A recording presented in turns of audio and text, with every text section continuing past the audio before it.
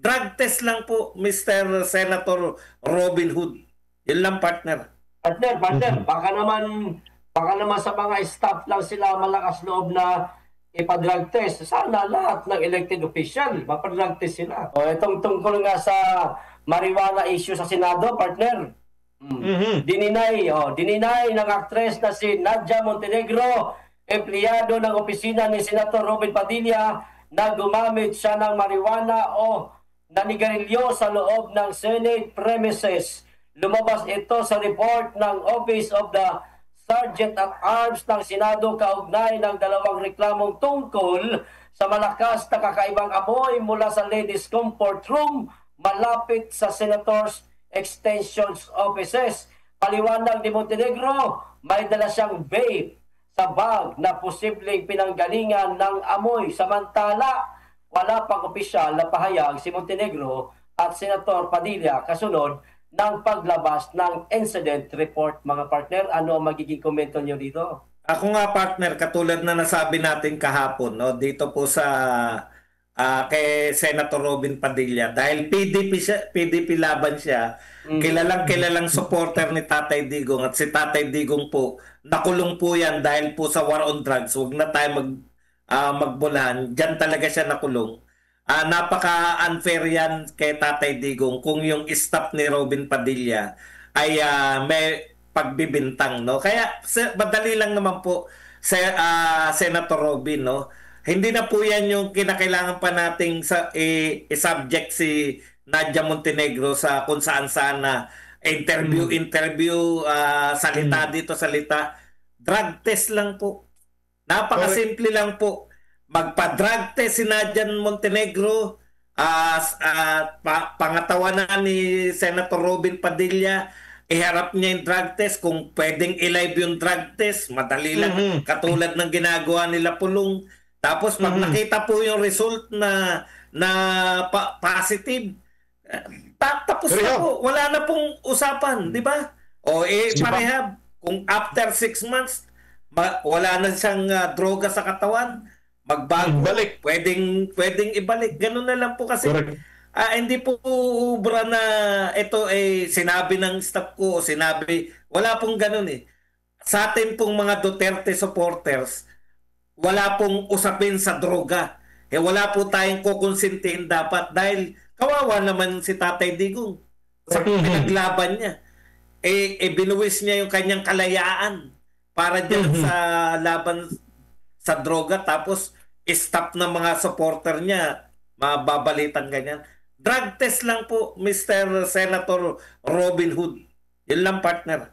Partner, baka naman sa mga staff lang sila malakas loob na ipa-drug test. Sana lahat ng elected official, mapa-drug test sila. Alam mo, partner, yung imposible na yung lahat eh. Tinututulan nga nila. Ito lang kasi ito yung usapin eh. Tsaka tayo yung concern, di ba? Yung mga supporter eh. Kaya gusto natin, immediate, ipa-drug test niya si Nadia Montenegro kasi tinukoy siya eh. Tinukoy, partner. Pinangalanan. Ayo, partner, please, Doc. Hoy, General Torre, ngayon ka lang pinigod sa amin pero hindi mo pa rin matatakasan ng mga pananagutan mo sa KOJC kay Pastor Kibuloy at kay Tatay Digong. Correct. Baka sasabihin ni Torre, nakalimutan na ng mga DDS. Hindi na makalimutan yun March 11, 2025 kay Tatay Digong. Okay lang. Ito mga ka-partner, dugtong lang din ako dun kay partner Bodong. Tama ho eh. Kahit 1,000 mong bisis idinaya na hindi ka nagmamariwana at vape lang yung ginagamit mo, magkaroon pa rin po yun ng haka-haka sa bawat isipan ng maraming Pilipino. Lalo na ho ngayon, medyo mainit talaga tayo mga DDS sa mata ng mga kritiko ni former President Duterte, sa mata ng Marcos admin, kasi ginigipit ka ho. Pag ikaw ay DDS ka, supporter ka ng mga Duterte, gigipitin ka. So para once and for all, matapos na ho yan at hindi na po tayo gigipitin pa at matapos yung issue. Kasi kung more on pamidya ka lang, explanation, investigation, no? Sasagutin ni Nadia, i-deny ni Nadia, sasabihin ng nakakita, di, ikaw, nag-ano ka, marijuana. Para matapos na yan at wala ng conversation at hindi pa lalala pa, mag-live, ano na lang, drug test na lang. Tama ka dyan, partner Badong. At maganda pang mangyayari dyan. Kasi kung negatibo talaga siya dyan sa mga ganyang bagay, mapahiya yung nag-akusa sa kanya. At yung pangalan nating mga Duterte diehard supporters, ay lalong mapaganda yan. O, tingnan mo, kaming mga DDS, hindi talaga kami gumagamit ng mga ganyang klaseng ipinagbabawal na gamot. Paano matapos at magtutuldo ka na? Kasi pinapalaki nila yan, partner eh. Ngayong issue dyan kay partner Robin, ako nga, hindi ko nga tinatapik yan para hindi masyadong lalawak. Tama, tuldo ka na, pagpa-hair follicle drug test na talaga para pwede niyang hamunin din itong si Bongbong. Nagpa-hair follicle drug test kami, Bong. Inakusahan kami na gumagamit kami ng marijuana lang. Marijuana, pero ang ginawa namin, nagpa-hair follicle drug test kami. Ikaw, inakusahan namin, gumagamit ka ng Coca-Cola. Magpa-hair follicle drug test ka rin, di ba? Hindi, mas lalong gaganda pa ang natin, panawagan na magpa-hair follicle drug test itong presidente ng Republika ng Pilipinas. Babalik sa kanila yan, ang tawag dyan, back to you. Partner Bimar.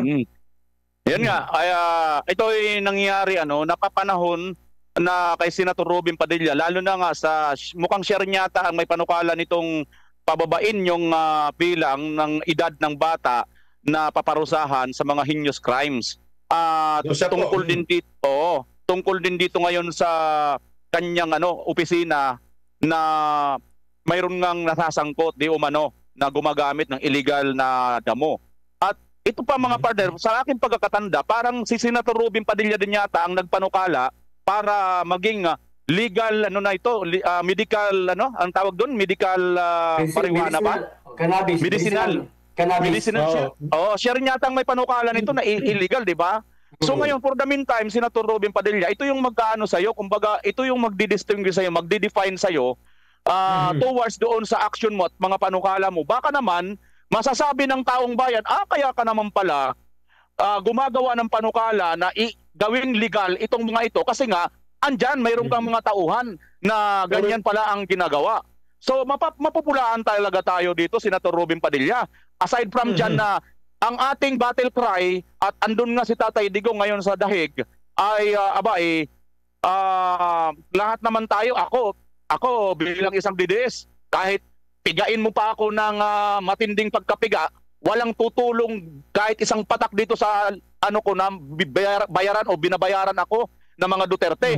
Kasi kaya ako sumuporta sa mga Duterte sapagkat naramdaman ko ang magandang epekto ng ginawa ni Tatay Digong na war on drugs. Kasi isipin nyo sa pangalan pa lang war on drugs. Ano bang kinakalaban nito Tatay Digong? War on illegal drugs. Illegal drugs. Which is illegal sa term pa lang na yun. Yun ang isa sa tumimo sa aking puso. Dahil napakarami, bago pa ang nangyari kay panunungkulan ni Tatay Digong, parang nasa zombie world na tayo. Kahit saan tayo sumiling, may mga adik, at kahit saan tayo sumuling noon, may mga krimen, petty crime, lahat-lahat na sama-sama. Pero nung panahon na ni Tatay Digong, doon pa lang tayo nakaranas nito. Sisirain mo lang ba ito sa magiging ganitong sitwasyon, Senator Robin Padilla? Ba hindi namin papayagan bilang mga DDS supporter at bilang nanindigan kami sa ipinaglaban ni Tatay Digong? Kaya nga siya nga nandyan sa dahig eh. Ngayon, Senator Robin, ang hamon sa inyo ng mga supporter, hindi ka namin susuporta, hindi ka namin kukonsintihin. But kailangan mo talaga i-define ang sarili mo. Dito mo ngayon ipapakita kung hanggang saan talaga ang sinasabi mong prinsipyo na yan. Lalo pa, ikaw ang nagpapanukala tungkol dito sa mga kabataan na ibaba ang parusa. Lalo pa na isa ka sa nagpanukala dito nga sa para maging legal. For the meantime na hindi pa naman ito legal, abay Senator Robin Padilla, medyo umano ka naman muna, At wag mo muna basta-basta pabayagan kung sakasakaling mapatunayan man yan. At kung mapatunayan man yan, para wala nang usapin talaga lahat, maganda yung suggestion ni Partner Buds. Dapat talaga ipa-drug test mo na yan at ipakita mo sa publiko para once and for all, mawalan po ng isipin ang lahat. Kasama na kaming mga supporter mo. Yun lang, Senator Robin, at mabuhay ka pa rin. Yun. Haba ng ni Partner, ha? Anong pati? pero ang dulo, define lang yun. Yun. O, partner, tuloy tayo dito sa issue number 4. Maganda to, partner.